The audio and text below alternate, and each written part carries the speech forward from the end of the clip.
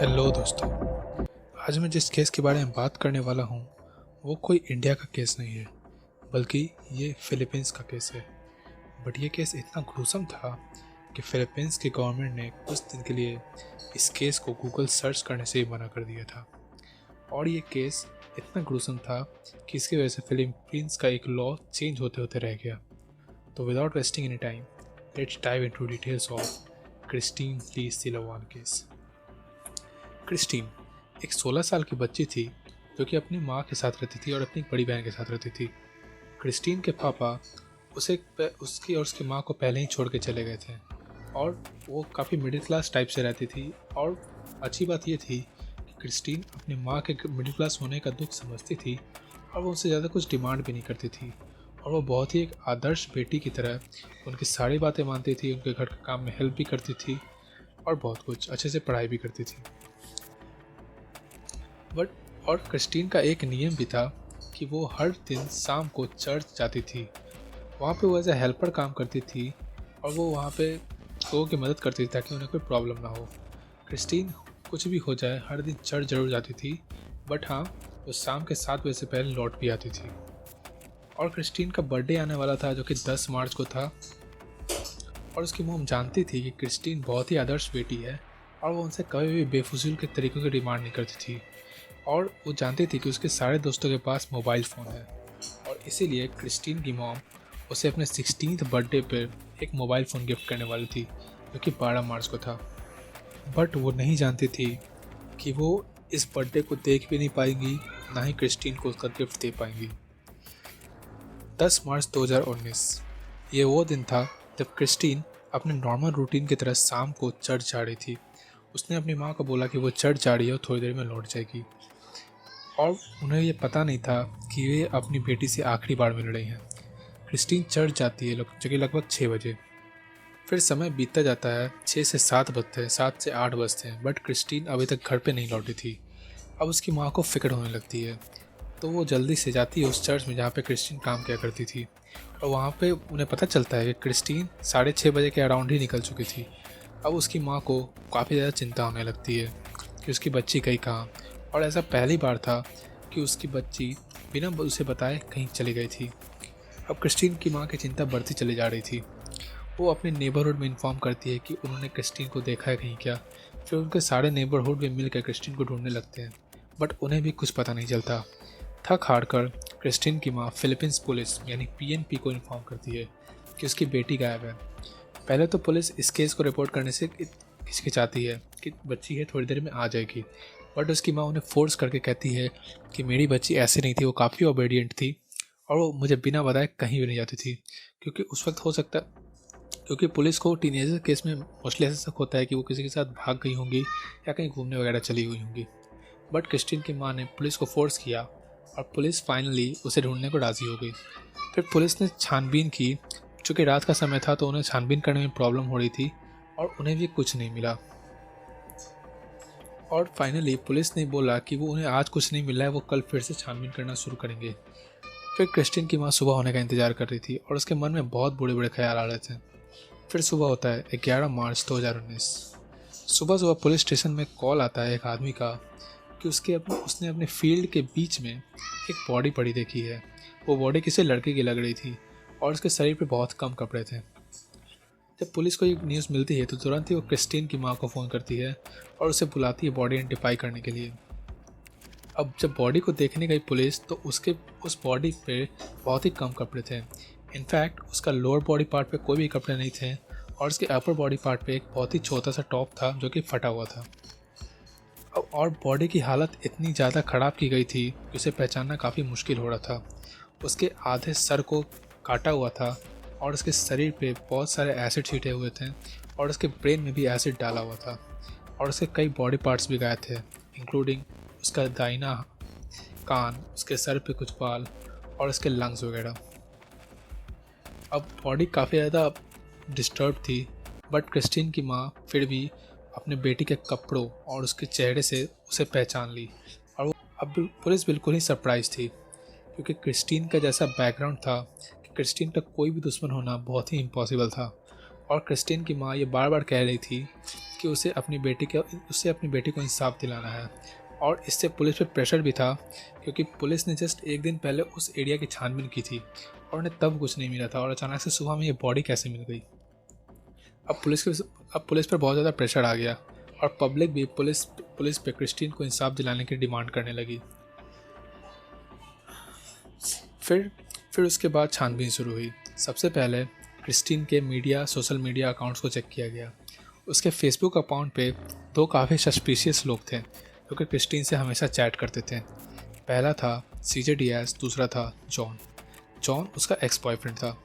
अब इसकी माँ को ये बात पता नहीं थी, बट क्रिस्टीन का एक बॉयफ्रेंड भी था जॉन, जिससे उसका हाल फिलहाल मतलब 28 फरवरी के अराउंड ही ब्रेकअप हुआ था, और ये केस 10 मार्च को हुआ था। तो पुलिस का सीधा शक इसी पे जा रहा था कि चूँकि जॉन से क्रिस्टीन का ब्रेकअप हुआ था और जॉन गुस्से में आकर क्रिस्टीन के साथ ये किया। अब पुलिस जॉन के घर पहुंचती है और वहाँ पे जॉन ही पुलिस के लिए गेट खोलता है, और पुलिस ये सारी बात जॉन को बताती है और वो कहती है कि उसे अरेस्ट किया जाएगा। तो जॉन की माँ कहती है कि उसके बेटे ने ऐसा कुछ नहीं किया है। जिस दिन ये मर्डर हुआ था उस दिन वो दिन भर घर पे था, कुछ देर तक घर के काम में मदद की थी, और उसके बाद शाम होते ही वो बगल के बास्केटबॉल कोर्ट में जाकर अपने फ्रेंड के साथ बास्केटबॉल खेल रहा था। बट पुलिस ये नहीं मानती है और पब्लिक प्रेशर होने के कारण पुलिस जॉन को अरेस्ट कर लेती है। और जॉन के पीठ पर भी कुछ निशान थे, जैसे उस पर हमला किया गया एक्सेट्रा। तो इसको सबूत बनाते हुए पुलिस उसे अरेस्ट कर लेती है। अब पुलिस पे इतना ज़्यादा प्रेशर था कि वो जल्दी जॉन से कन्फेस करवाना चाहती थी कि उसने ये मर्डर किया, बट जॉन नहीं कन्फेस कर रहा था। इनफैक्ट उसे काफ़ी ज़्यादा टॉर्चर भी किया गया, और चूँकि वो एक माइनर भी था फिर भी उसे टॉर्चर में कोई भी कमी नहीं की जा रही थी। फिर फाइनली जॉन ने टॉर्चर से बचने के लिए एक कन्फेस कर लिया, क्रिस्टीन का मर्डर उसी ने किया है। अब पुलिस के लिए एक केस क्लोज हो चुका था, बट उस वक्त जॉन के लिए कोई भी लॉयर या कोई भी खड़ा नहीं था। तो आम पब्लिक और बहुत सारे ऑफिशियल्स को भी लगा कि ये कन्फेशन बस टॉर्चर के प्रेशर में हुआ है, ये जॉन असली किलर नहीं है, और इसीलिए पुलिस को जॉन को छोड़ना पड़ा और फिर से केस 0 से आके स्टार्ट हो गया था। अब पुलिस को फिर से इन्वेस्टिगेट करना था कि आखिर क्रिस्टीन का कत्ल किसने किया। अब पुलिस वो दूसरा अकाउंट खंगालती है, सीजे डियाज नाम का।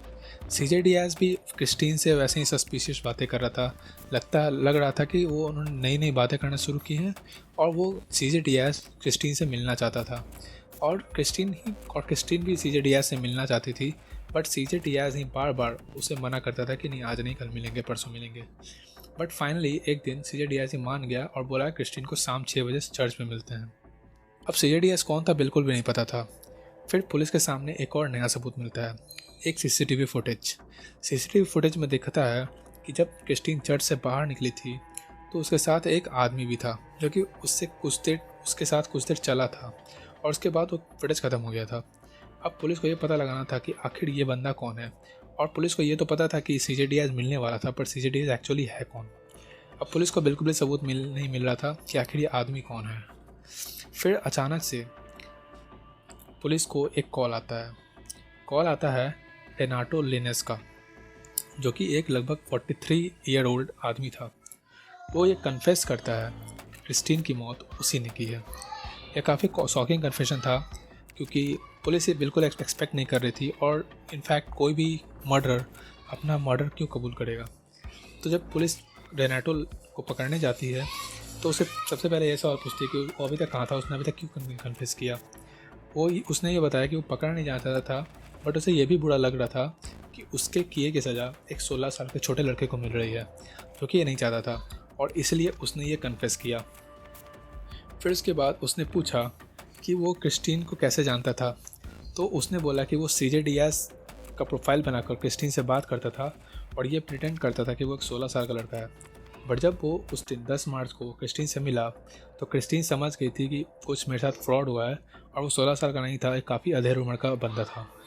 तो क्रिस्टीन ने उसे जाने के लिए बोला, पर रेनाटो क्रिस्टीन में बहुत ज़्यादा इंटरेस्टेड हो चुका था और वो उसके साथ इंटरकोर्स करना चाहता था, और इसीलिए उसने क्रिस्टीन को ही बोला। तो क्रिस्टीन उससे काफ़ी ज़्यादा गुस्सा हो गई और उसे जाने के लिए बोला, बट जॉन माना नहीं।